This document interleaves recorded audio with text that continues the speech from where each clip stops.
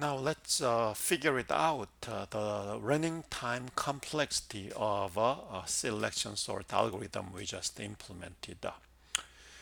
Here, let's take a look at the most frequent operation. Most frequent operation is a comparison.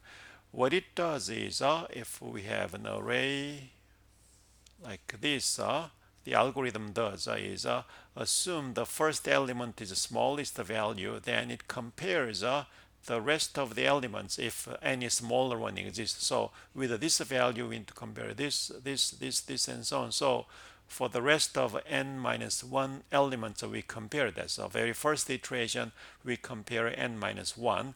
And then now let's assume this is the smallest, then this should be compared for the rest. So that's n minus 2 comparison. Keep doing so until there's no more comparison. So this series 1 through n is n squared. So it's so this algorithm is order big O of n squared, quadratic operation. Time complex behavior is there. If we analyze this one more formally with a mathematical tool called the recurrence relation, we can do as follows.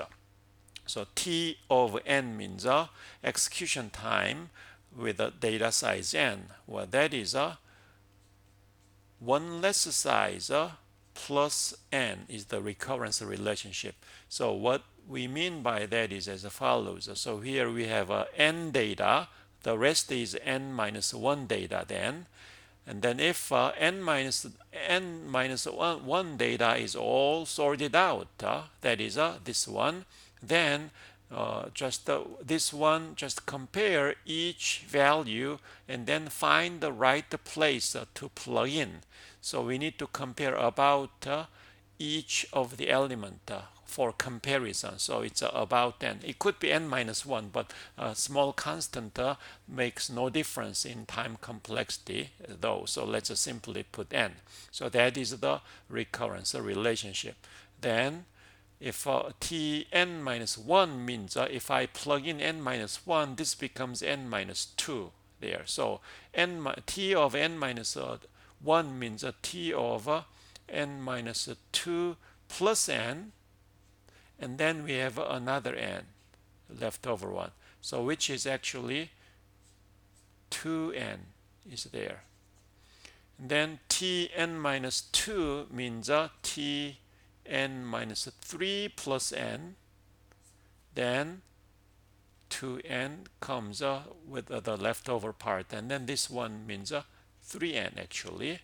And then we keep doing so. Tn minus 3 means tn minus 4 plus n, and then we have 3n, which is actually 4n.